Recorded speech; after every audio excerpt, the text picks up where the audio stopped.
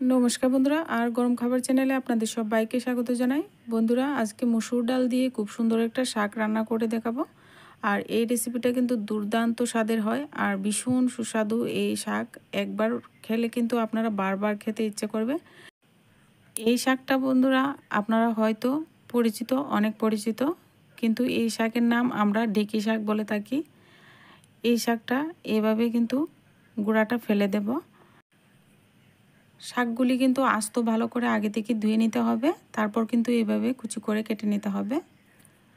তো বন্ধুরা, এই শাকটা আমি যেভাবে আজকে রান্না করব আপনারা বাড়িতে অবশ্যই ট্রাই করুন আর দেখুন কতটা দুর্দান্ত স্বাদের হয়। আপনারা ট্রাই না করলে কিন্তু বুঝতে পারবেন না যে কতটা সুস্বাদু এই শাক রান্না। তো বন্ধুরা, ভালো করে মিহি করে কিন্তু এভাবে কুচি করে কেটে নিচ্ছি। আপনারা যদি চ্যানেলে আমার নতুন হয়ে থাকেন, চ্যানেলটিকে প্লিজ সাপোর্ট করবেন, সাবস্ক্রাইব করে পাশে থাকবেন। ভিডিওগুলি ভালো লাগলে ভিডিওতে কমেন্ট করতে ভুলবেন না, লাইক করতে ভুলবেন না। শাকগুলি কিন্তু কাটা হয়ে গেছে। এবার চুলায় একটা প্যান বসিয়ে দিলাম। আর এদিকে আমি মসুর ডালটাকে আগে থেকে জলের মধ্যে ভিজিয়ে রেখেছিলাম। এভাবে আগে থেকে একটু আধ ঘন্টা আগে ভিজিয়ে রেখে দিলে ডালগুলি একদম ফুলে বড় হয়ে থাকবে। এবার প্যানের মধ্যে সর্ষের তেল দিয়ে দিচ্ছি। তেলটা ভালো করে গরম করে নেওয়া হয়ে গেছে। এবার ফোড়নে দিচ্ছি একটা শুকনো লঙ্কা, একটা তেজপাতা মাঝখান থেকে চিড়ে টুকরো করে দিয়ে দিলাম। এবার ফোড়নটা একটু ভেজে নিলাম। এখানে আমি রসুন আর পেঁয়াজ কুচি দিয়ে দিচ্ছি ফোড়নে।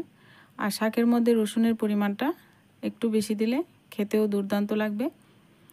বন্ধুরা, আমি কিন্তু এখানে রসুন আগে থেকে একদম ছাড়িয়ে নিয়ে কিন্তু শিলনোড়ায় তেতো করে নিয়েছি, পেঁয়াজের সঙ্গে দিয়ে ভেজে নিলাম।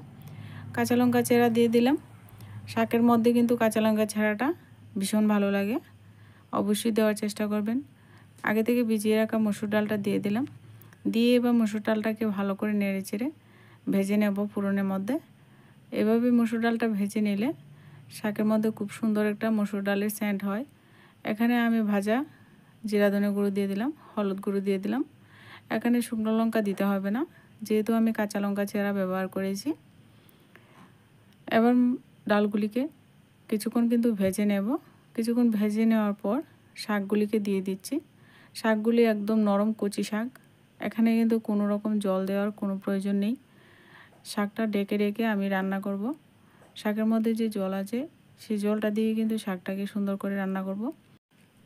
পরিমাণ মতো লবণ দিয়ে দিলাম। লবণটা দেওয়ার কারণে কিন্তু শাকটা তাড়াতাড়ি মজে যাবে। একটু ঢাকা দিয়ে ঢেকে রেখে দিয়েছি। এবার চুলার আঁচটাকে এই পর্যায়ে কিন্তু লোতে করে আমি শাকটা রান্না করব।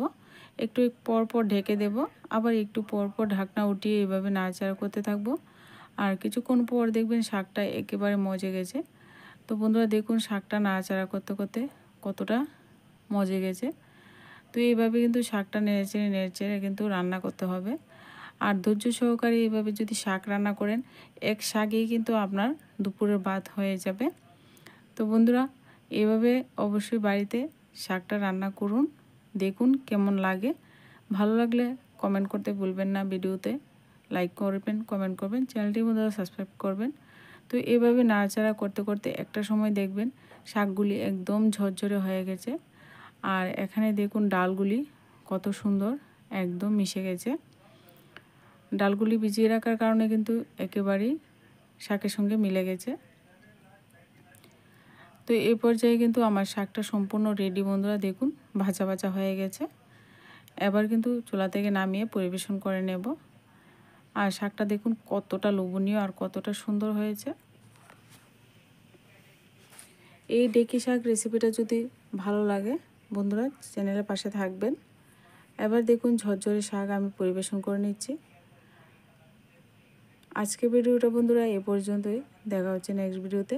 আমার এই ছোট্ট ছোট্ট সহজ সহজ ভিডিও